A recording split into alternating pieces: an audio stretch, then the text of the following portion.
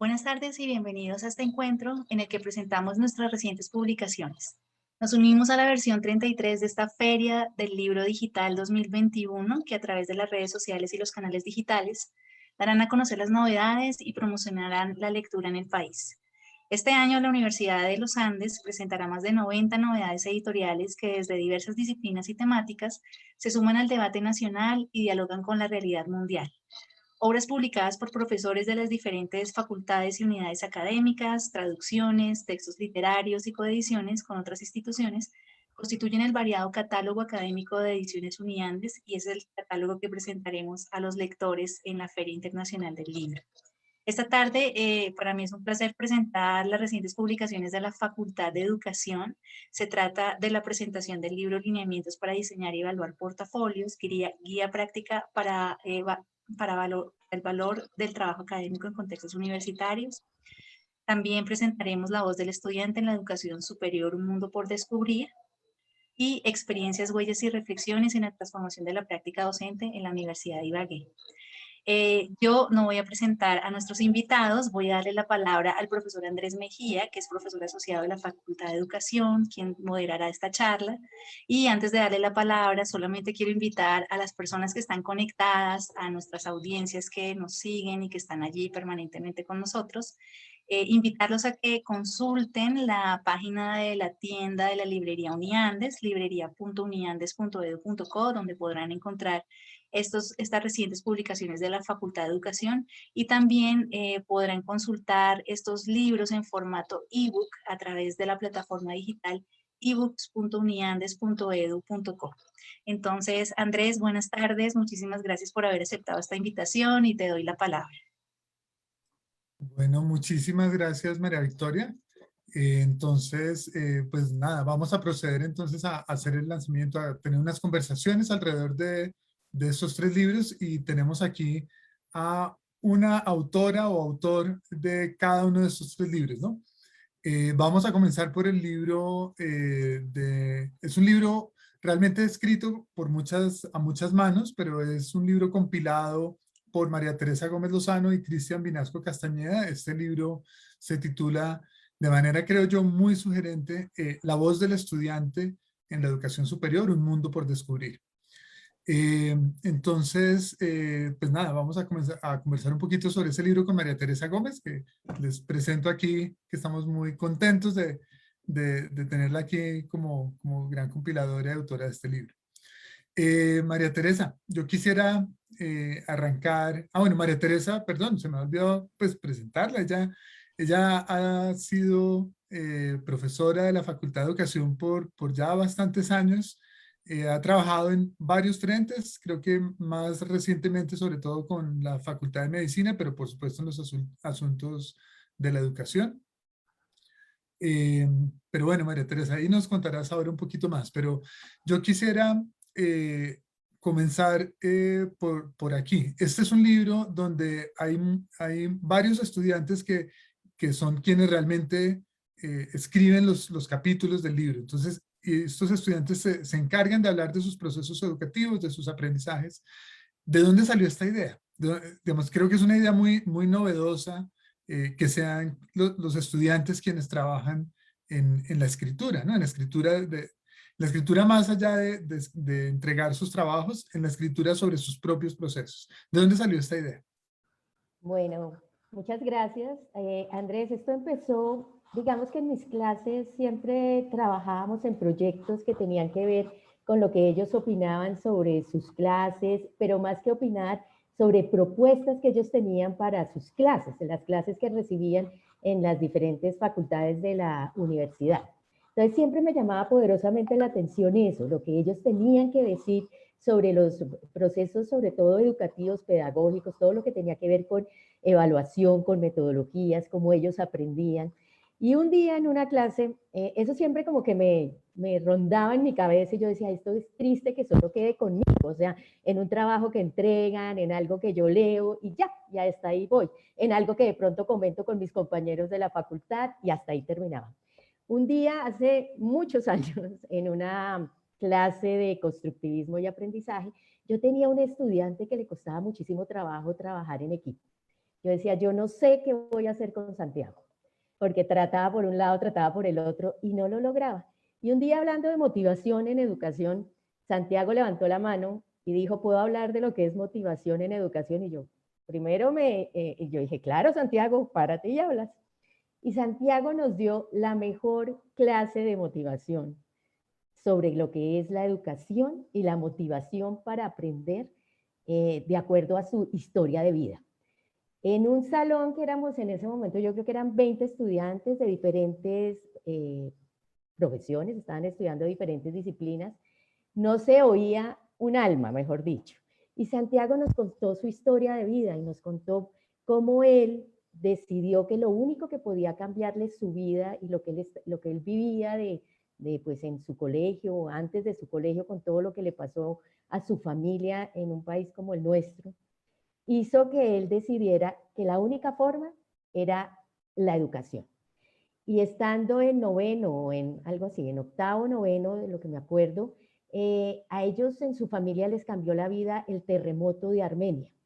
Y al tener ese terremoto, ellos dejaron de tener pues una vida cómoda donde se podía pagar colegio, etcétera, etcétera, y tuvieron que pasarse a colegios, a colegio rural, y él decidió en algún momento que se enteró que el ICFES que si sacaba el mejor ICFES del país, él podía estudiar una carrera en la universidad que él quería, y él quería estudiar medicina. Entonces, desde noveno decidió cómo irse a no me acuerdo exactamente la universidad, pero logró que un profesor de una universidad lo pudiera él asistir. Bueno, él nos cuenta toda esta historia y nos dice cómo realmente la motivación hizo que él cambiara su vida. A partir de eso, yo quedé pues y entendí por varias cosas que nos contó, porque era que él no trabajaba en equipo. Y es que no él trabajaba en equipo porque no había aprendido a eso, porque diferentes circunstancias en su vida lo habían enseñado a estar muy solo, a aislarse, a estar en la biblioteca en lugar del recreo, etc. Desde ese día aprendimos no solo yo, sino todos los estudiantes que tenía a cómo trabajaba Santiago en equipo. Y desde ese día Santiago cambió. Entonces yo dije, yo con esto no me puedo quedar, o sea, yo no me puedo quedar solo yo con esto que está pasando, con esto que realmente cuando uno conoce al estudiante puede ayudarlo más a aprender y todo lo que nos enseña cada uno de los estudiantes. Ahí surgió la idea y le dije a mis monitores, eso fue hace, pues Santiago ya es médico, ya está haciendo especialización, yo me demoré en este libro, yo creo que 8 años, cada vez que me paraba enfrente a iniciar mi clase de constructivismo les decía, definitivamente esto es lo que vamos a hacer y todos lo vamos a escribir. Entonces, ahí surgió y ahí ya decidí empezar a escribirlo. Vale, muchísimas gracias, María Teresa. Bueno, ahí nos cuentas un poquito de la historia de este estudiante tuyo, Santiago, pero y en general, si nos haces, no sé, un mapa grande, ¿no? Muy grueso, ¿no? Como de qué tipos de cosas hablan los estudiantes en este libro, ¿qué van a encontrar los lectores cuando vean estas narraciones, estas historias de los estudiantes? Es un libro que la primera parte son testimonios como el de Santiago, pero no solo de Santiago, sino como 6 estudiantes que cuentan cómo la educación les cambió la vida, como en cada uno de forma diferente, cómo la educación le cambió la vida, son testimonios. Después viene un gran aparte de lo que ellos creen que es aprender. O sea, porque sería interesante para uno como profesor saber ellos qué consideran que es aprender, porque nosotros pues sabemos que es aprender, los expertos en educación nos dicen y en psicología qué es aprender, pero ellos deciden desde lo poco que sabían de educación qué es aprender, cómo aprenden, cuándo no aprenden, qué les sirve, qué no les sirve. Ese es otro espacio grande que hay de varios testimonios de estudiantes contándonos eso. Y lo último es otro espacio donde los estudiantes que hacían la opción en educación hacían su práctica en educación. Y algunos hicieron investigación, otros acompañaron a profesores a diseñar evaluaciones o metodologías en sus clases y nos cuentan cómo es ese proceso y cómo ellos desde su voz, no desde la voz del profesor que se sienta y hace lo mejor por el ambiente de aprendizaje, ellos desde su voz consideran que cuáles son las mejores evaluaciones, las mejores metodologías. Eso es la tercera parte del libro. Entonces ellos proponen y el libro termina con una última de un estudiante de mecánica que habla y dice, ¿qué no haría yo nunca si voy a ser profesor? Tomando en cuenta lo que él nunca haría, o sea, no haría quiz o no haría nada sorpresa, o, sí, cosas que ellos como estudiantes proponen desde su voz como estudiantes. Con solo tener unas pocas clases que hacían en la opción en educación, pero sin haber estudiado educación como profesión. Entonces, eso es lo otro bonito que tiene el libro, es como desde su experiencia, desde lo que ellos con lo poco que saben podían proponer.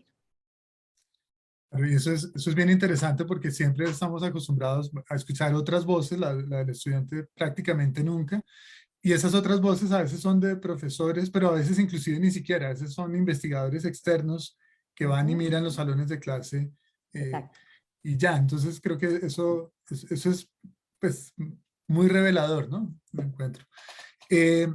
¿Cómo crees tú, quisiera hacer esta pregunta como para cerrar, ¿cómo crees tú que este libro nos puede servir a quienes enseñamos, a quienes somos profesores, por un lado, pero también cómo les podría servir a quienes son estudiantes, digamos, a los estudiantes que pueden leer el libro también y aprender de eso, cómo nos ilumina, cómo nos Andrés, guía? para eso quisiera leer parte de la introducción de Cristian, porque este libro además yo dije, si es la voz del estudiante no puedo ser yo solo la compiladora, sino Cristian que me acompañó como monitor, creo que en todos los años de su carrera, él en este momento es ingeniero.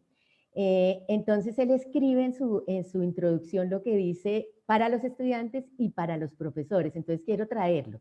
Y dice, por ejemplo, los estudiantes entonces nos convertimos en la herramienta más próxima que tiene el profesor para hacer seguimiento a su trabajo. Un profesor que escucha a sus estudiantes, que es consciente de su rol, que los hace partícipes de la construcción de la clase, que los tiene en cuenta para mejorar sus prácticas docentes, tiene altas posibilidades de que su curso sea exitoso. Entonces él nos dice al final, lo que leerá a continuación es un reflejo no solo del interés de nosotros los estudiantes por participar más activamente en las prácticas educativas, sino también de la capacidad que tenemos para proponer mejoras, implementar estrategias, realizar ajustes, todo con el objetivo de hacer más efectivos los procesos de enseñanza-aprendizaje. Yo quisiera con eso terminar, es una invitación que hacen los estudiantes a los profesores a leerlos. Y a los estudiantes, en todo caso, Cristian también les dice, cuando un estudiante reflexiona sobre su propio aprendizaje, comprende cuáles son los factores que han influido en su proceso e igualmente cómo favorecerlo, en este sentido, una persona que toma conciencia de cómo aprende, no solo identifica las dificultades que tiene a la hora de aprender, sino también las estrategias para hacerlas de una mejor manera.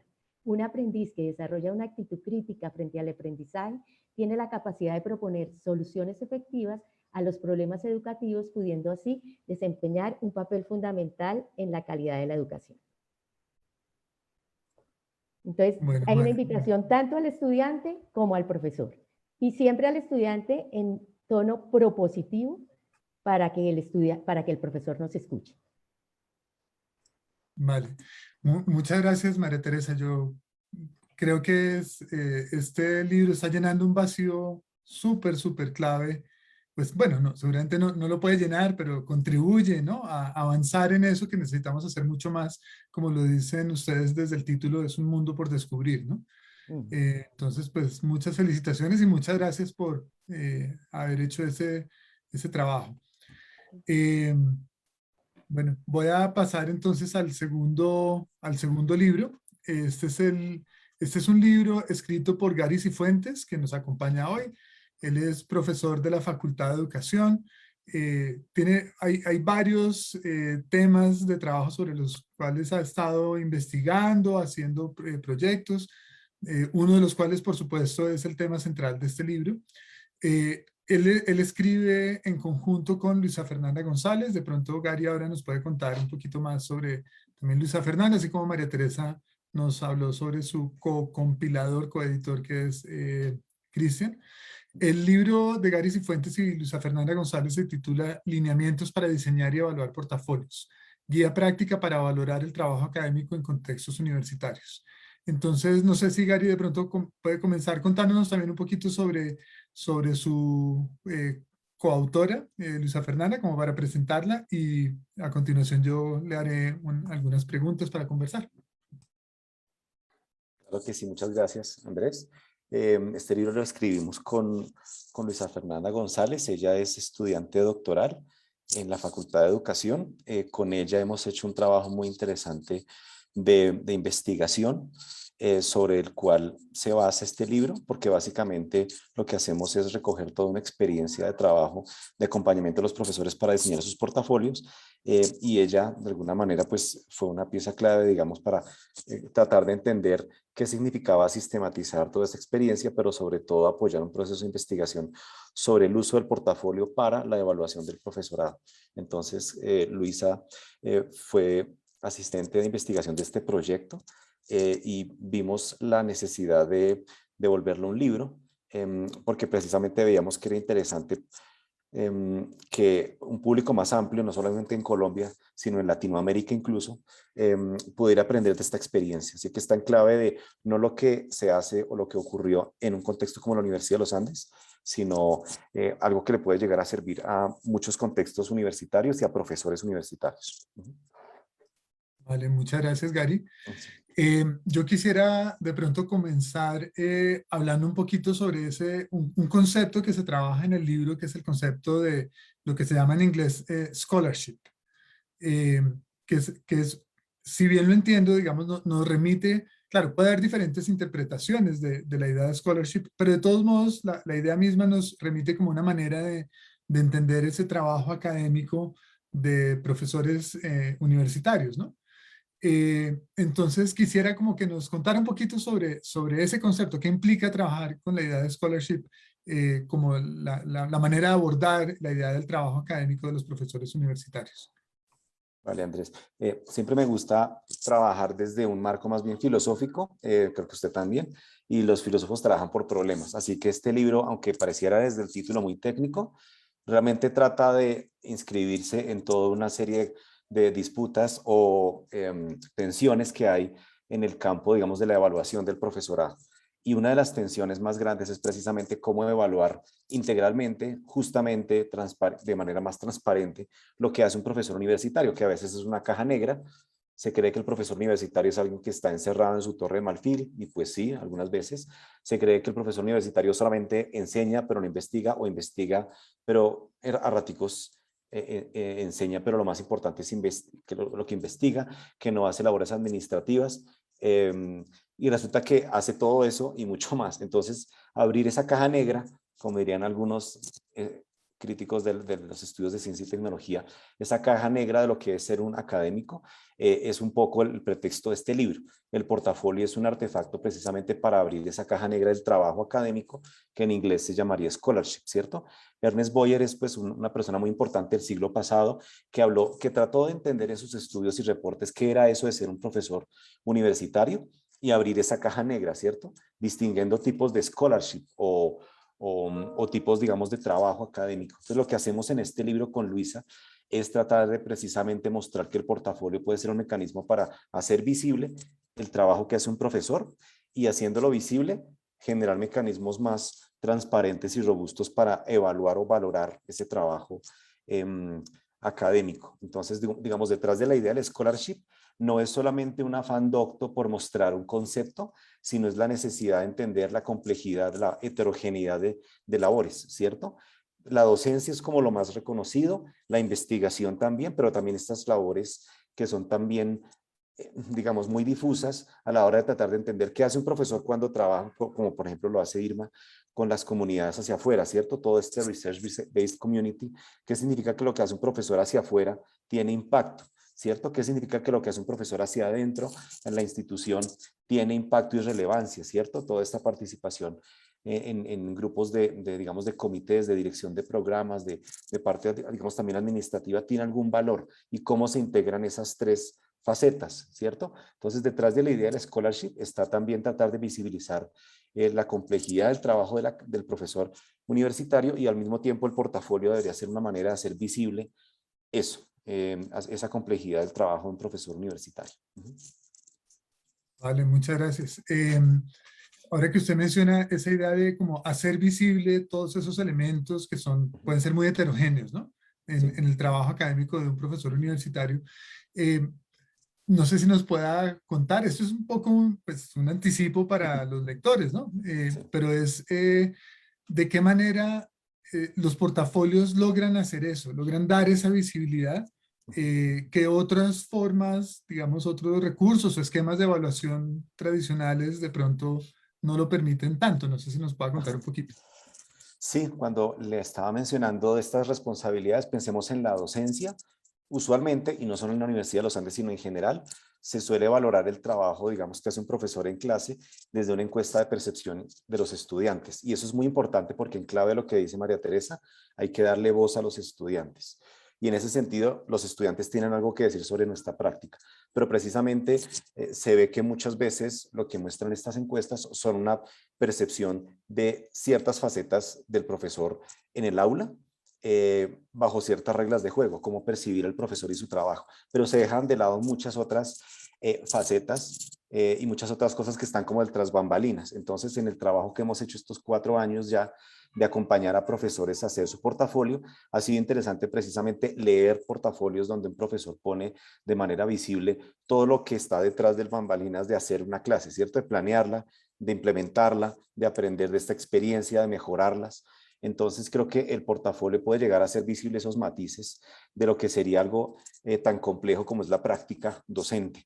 Y yo creo que ahí es muy interesante también la experiencia que nos ha mostrado ver cómo un profesor senior puede integrar su trabajo, digamos, como profesor y su trabajo como investigador. Esas dos facetas no están separadas. De qué manera mi investigación de alguna manera me hace mejor profesor y viceversa, cómo digamos, mi rol como profesor de alguna manera también cualifica las preguntas que me hago como investigador. Entonces, de alguna manera, el portafolio puede llegar a ser visible ese tipo de trayectorias institucionales. Cuando en el marco de la investigación con Luisa, entrevistamos a una profesora senior de ingeniería, ella precisamente decía, oiga, lo que me ha gustado y, no, y solamente lo reconozco ahora en retrospectiva. Lo que me ha gustado, digamos, de la trayectoria en la universidad es que me ha permitido de manera flexible reconocer mis diferentes facetas, trayectorias y énfasis que le he querido dar a mi trayectoria profesoral. Entonces yo creo que ese tipo de cosas solo son posibles a través de un artefacto tan complejo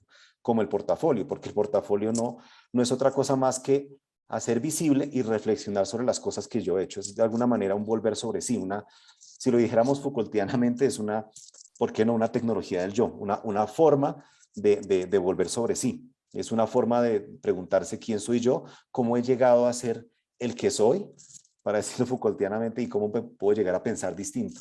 De hecho, en la comunidad de portafolio que hemos venido intentando promover desde este año, ha sido interesante en ese juego de llevar al profesor a escribir, identificar hitos en su trayectoria profesoral, y eso nos ha servido mucho para gatillar, digamos, desde el centro de enseñanza esta labor de identificar en mi identidad como profesor cuáles son esos hitos que me han marcado mucho más. Ahí reconozco el trabajo de Andrea Solano y María Lucía Guerrero, que trabajan conmigo en el Centro de Enseñanza-Aprendizaje, quienes me han ayudado mucho a pulir esta idea de la comunidad de portafolio, es decir, una comunidad para que los profesores se lleven a hacer estos ejercicios de escritura reflexiva y crítica, que no siempre es fácil porque entenderán que un portafolio puede llegar a ser tanto de exhibición y de mostrar lo mejor que quiero mostrar de mí, pero también portafolios donde doy cuenta de en qué aspectos debo mejorar. Son portafolios más de crecimiento, llamaríamos en ese sentido.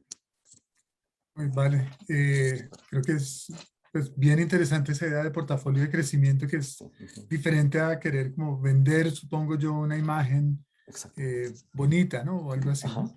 Como lo llamaría Peter Seldin, el pretty cover, el mostrar la cara bonita. Él dice que hay que evitar Ajá.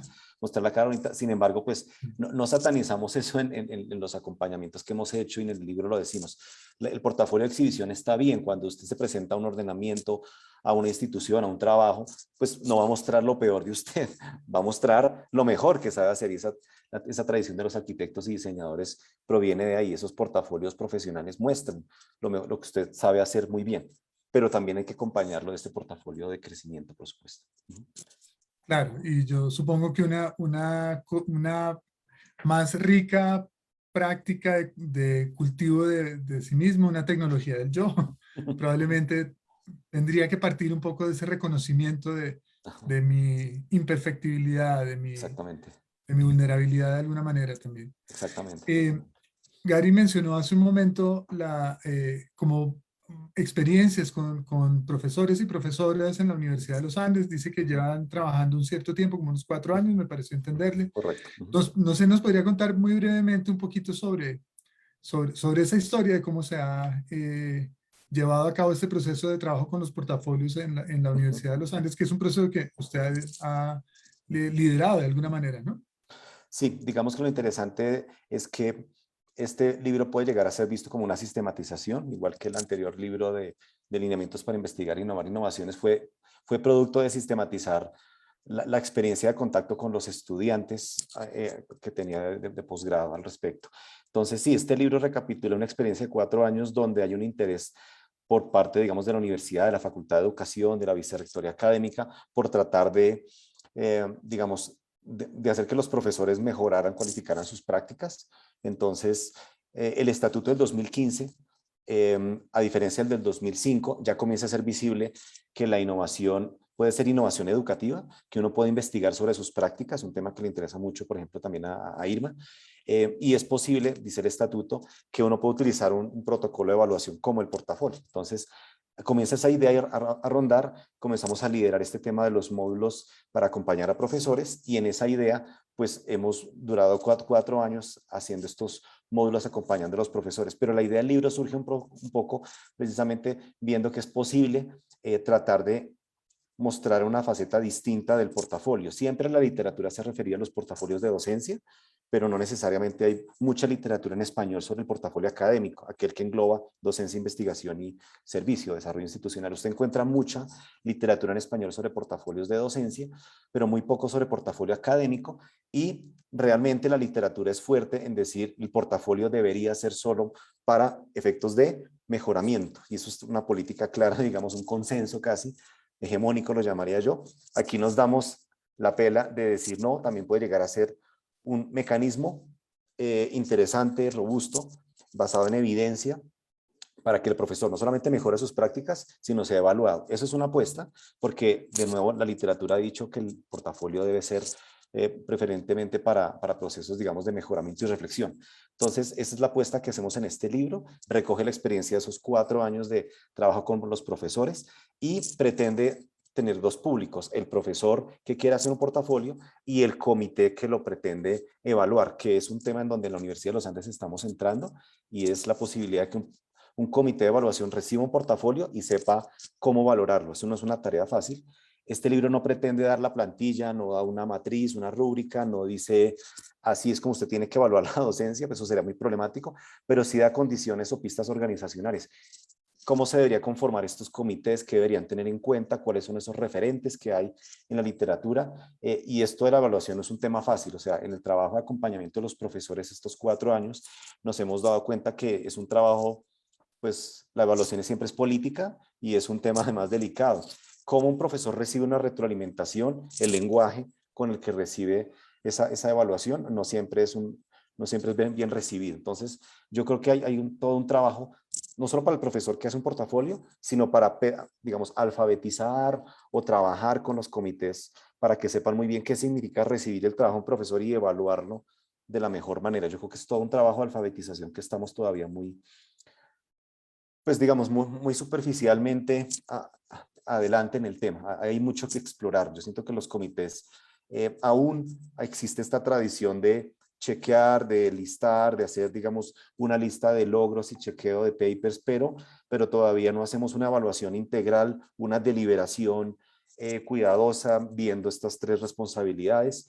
Y yo creo que es todo un trabajo que hay que desarrollar. Entonces, este libro trata de aportar en ese sentido, no solamente para el profesor que quiera hacer un portafolio, sino para la institución educativa en general que quiera apostarle a evaluar la docencia de una manera más integral.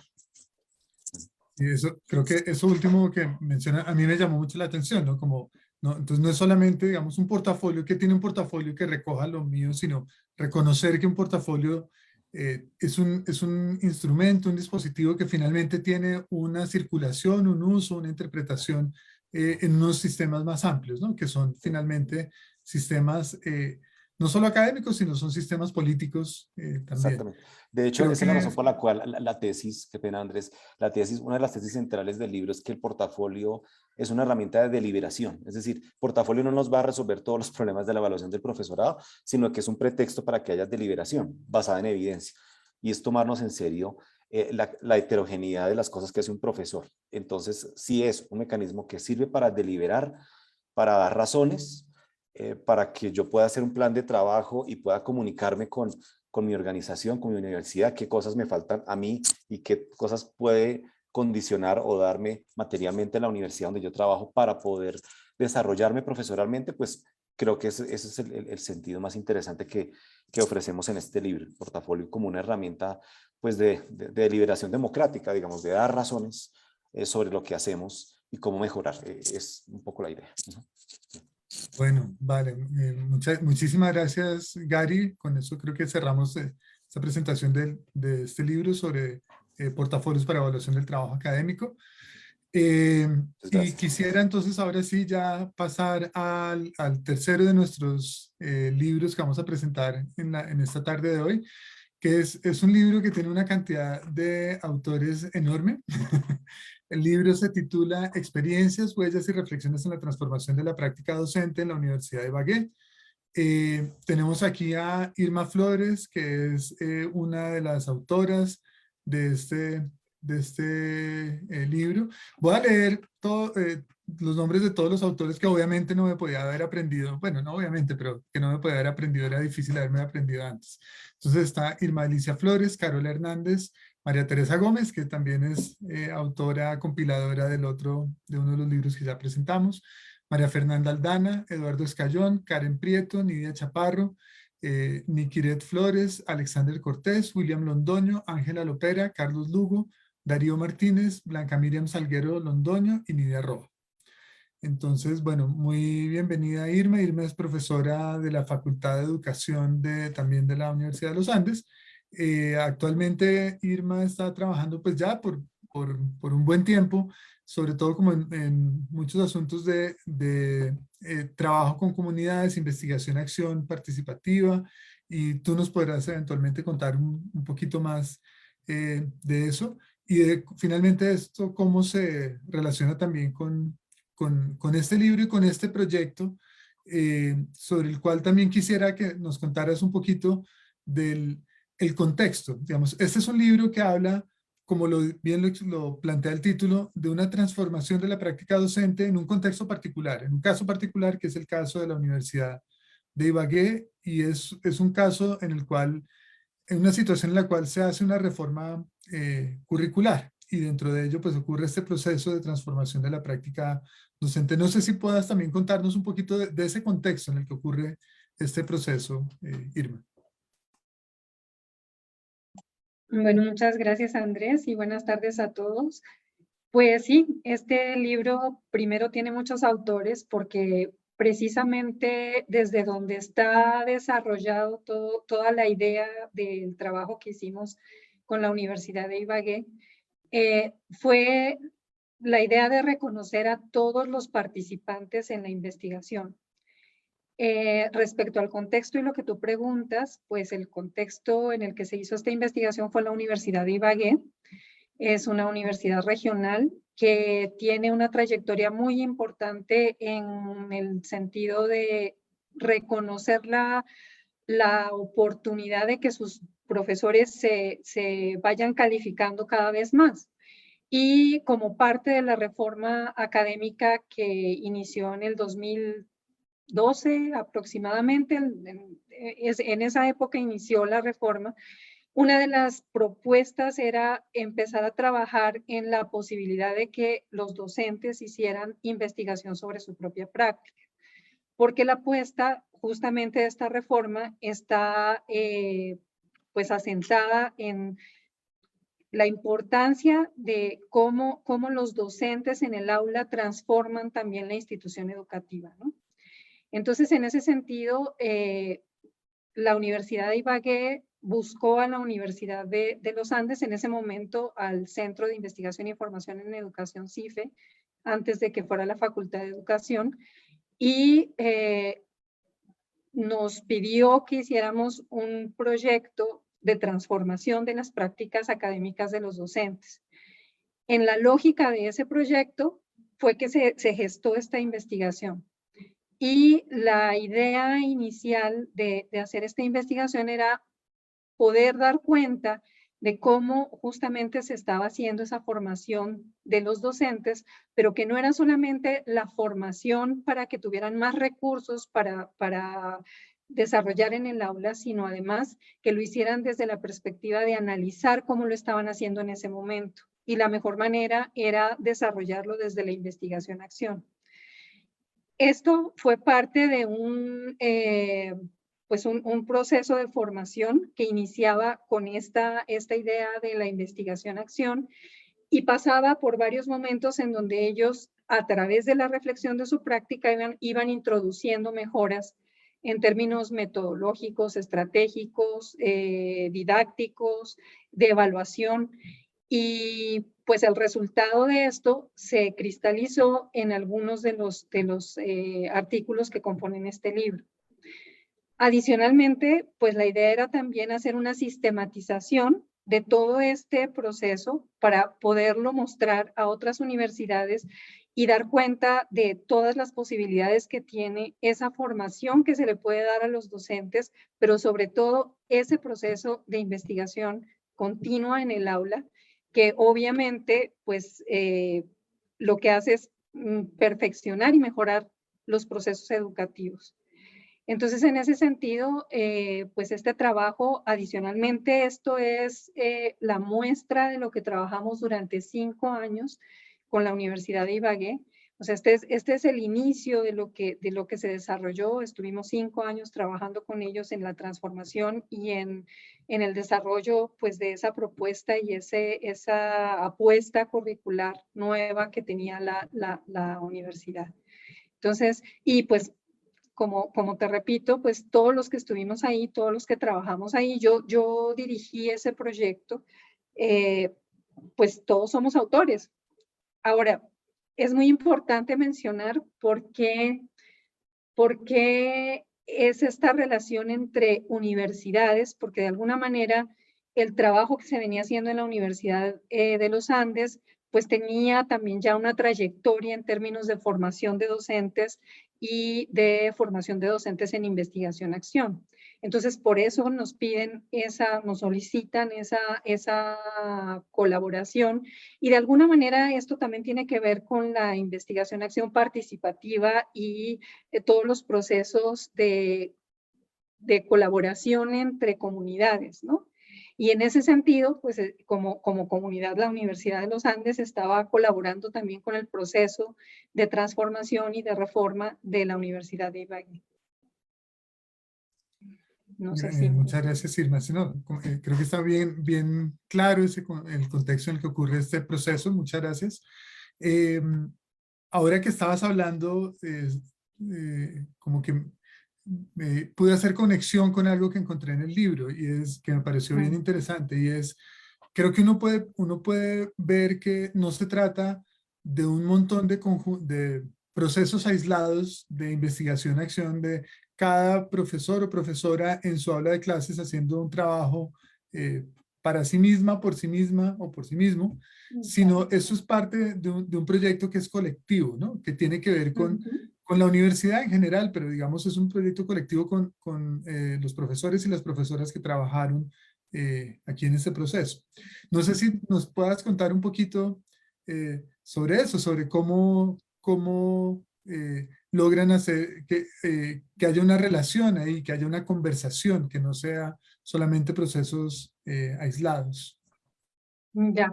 Bueno, primero quiero decir que todo este proceso que desarrollamos con este grupo inicial de profesores, fueron 60 profesores con los que trabajamos y todos hicieron un ejercicio similar al pues a los que aparecen en el libro.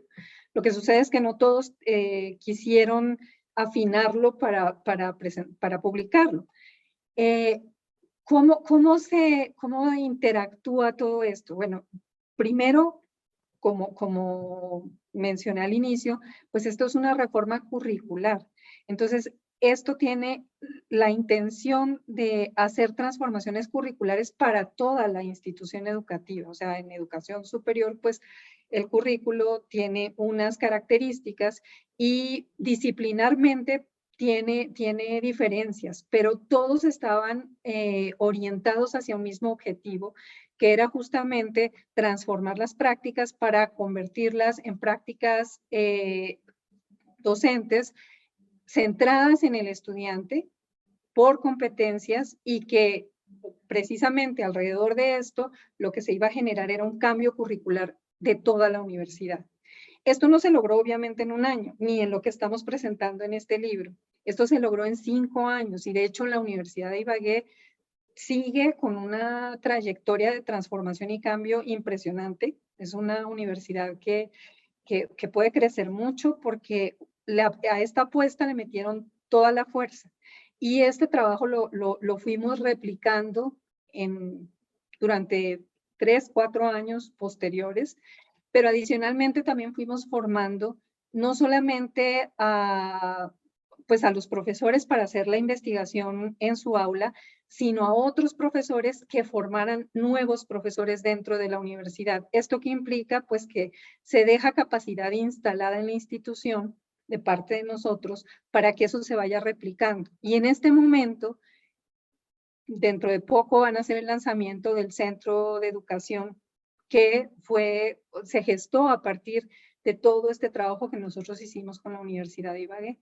Entonces, pues en ese sentido, creo que esa es la liga y el entramado que se fue tejiendo, que llegó hasta ese centro de educación que adicionalmente se va a ocupar de continuar formando a los profesores en distintas propuestas que tiene la universidad, que son además muy interesantes.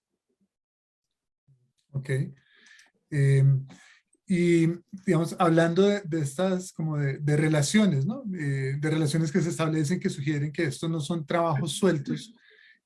Otra relación que a mí me llama la atención en este trabajo y que encuentro muy interesante es como entre los diferentes tipos de investigación de los que se habla en el libro, ¿no? Entonces, por un lado están profesores y profesoras de la Universidad de Ibagué hablando sobre su investigación, sobre su propia práctica docente, pero al mismo tiempo hay otro proceso de investigación que va revisando todo, digamos, todo ese entramado, ¿no?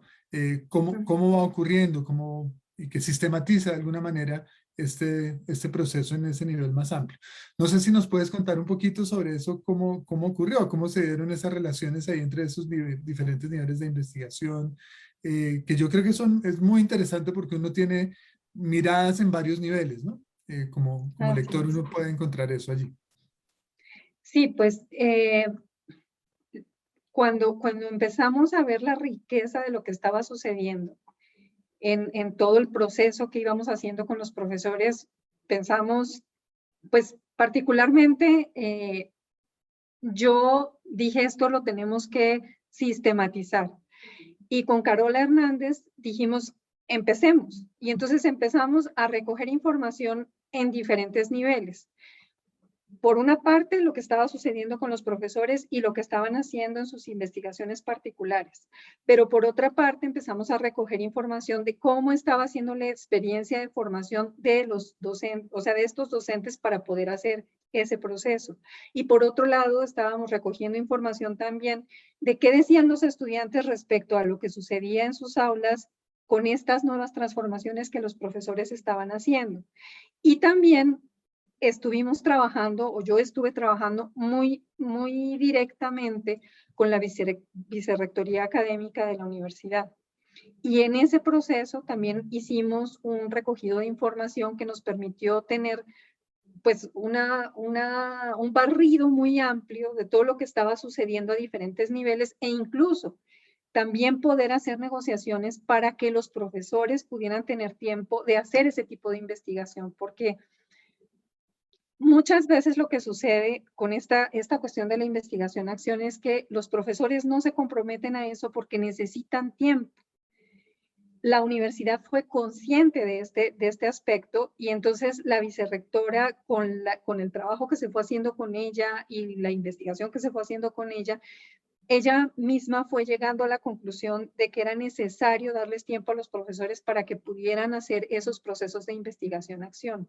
Entonces, la transformación se empezó a dar en muchos niveles también, porque empezaron a haber cambios administrativos, cambios pedagógicos, cambios de formación en los docentes, cambios en la manera en la que los estudiantes recibían esos cambios que estaban haciendo los docentes. Entonces, creo que en ese sentido, pues esto nos muestra cómo una investigación como esta o un proceso como este empieza a generar cambios con efecto dominó. O sea, se empiezan a movilizar unas cosas y se tienen que mover todas las demás fichas para que entonces los cambios puedan seguir adelante, ¿sí? Y esto es ya, bueno, desde hace ya varios años, pero esto es una práctica que tiene la universidad en su conjunto.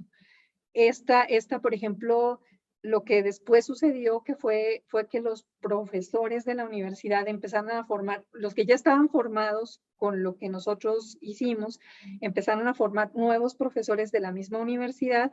Eso continúa, o sea, siguen haciendo ese procedimiento y acompañan unos a otros, los más nobles son acompañados por profesores que tienen más experiencia y los acompañan en sus prácticas y los acompañan para generar nuevas transformaciones, para utilizar nuevas metodologías, para miles de cosas, ¿no?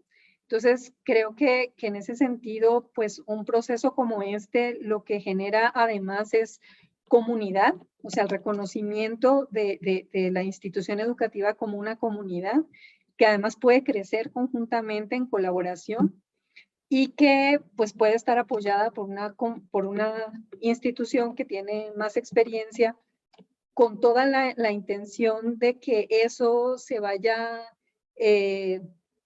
entramando en la vida misma de la institución educativa, ¿no? Muchas gracias, Irma. Yo creo que esa riqueza en todos estos varios niveles, ahora estuviste como enfatizando un poco más en ese nivel del proceso general, a nivel también de los procesos no sé, desde los roles directivos, por ejemplo, ¿no? Y de coordinación un poco más amplia de la organización. Yo creo que hacen el libro especialmente interesante para que, digamos, personas en la educación en casi cualquier ámbito, en casi cualquier nivel o cargo, puedan sacar algún provecho de esto, ¿no? Tanto si yo voy a liderar reformas curriculares o quisiera liderarlas o procesos de prácticas de transformación docente, pero también docentes mismos que pueden tener, además de la visión de pares, digamos, que están haciendo sus propios trabajos de investigación sobre su propia práctica, también esto permite tener una visión sistémica más amplia, organizacional, ¿no? En ese sentido. Bueno, muchísimas gracias, Irma, María Teresa y Gary. Digamos, con esto creo que cierro esta partecita. Quedan unos pocos minutos, entiendo, por si hay preguntas, ¿no? Preguntas del público. Sí. Diego, no sé si tú nos estás colaborando con esto. Tenemos muchos mensajes de felicitaciones, pero no tenemos preguntas. Diego, no sé si tú nos estás... Bueno, pues felicitemos entonces mucho a Irma, María Teresa y Gary, haciendo eco a esas felicitaciones que llegan de la, digamos, de la audiencia en Facebook Live, ¿no? De verdad, muchas felicitaciones a Irma, María Teresa, Gary y a todos y todas sus coautores y coautoras, compiladores, etcétera, en estos libros. Creo que dan digamos, una oportunidad de lectura bien interesante para las personas interesadas en el mundo de la educación en cualquiera de sus niveles, ¿no? Muchas gracias. Muchas gracias, Andrés. Yo rescataría que los 3 libros tienen este componente de reflexión sobre lo que se hace, desde los estudiantes que producen saber, los las instituciones y los profesores cuando hablan sobre su quehacer. Yo creo que es como un leitmotiv, algo que es común a los 3 libros. Entonces los invitamos a leerlos, a usarlos, a divulgarlos, difundirlos. Entonces, Y a contactarnos si necesitan conocer más a profundidad lo que hicimos. Creo exacto. que compartir esas experiencias es algo pues también muy importante de hacer, ¿no? Exacto.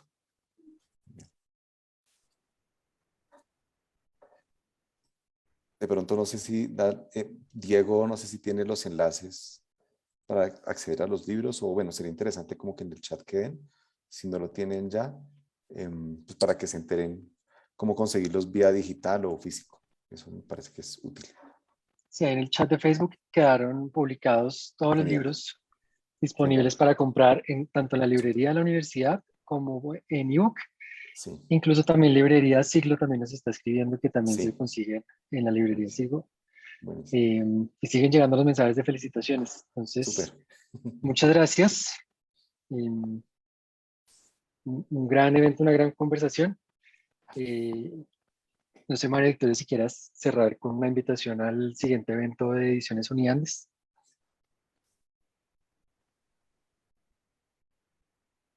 Muchísimas gracias, Diego. Pues muchísimas gracias al público. Efectivamente, revisando el Facebook, pues envían muchas felicitaciones, comentarios muy lindos sobre los libros. Efectivamente, dejamos los enlaces, Gary, de la plataforma ebooks.uniandes.edu.co y también del formato impreso en la librería. Y pues muchísimas gracias entonces por el espacio para poderlos invitar a nuestros eventos durante toda la semana. Mañana presentaremos un libro de la colección Laberinto de la Facultad de Artes y Humanidades, breves cartografías de lugares sin ningún interés.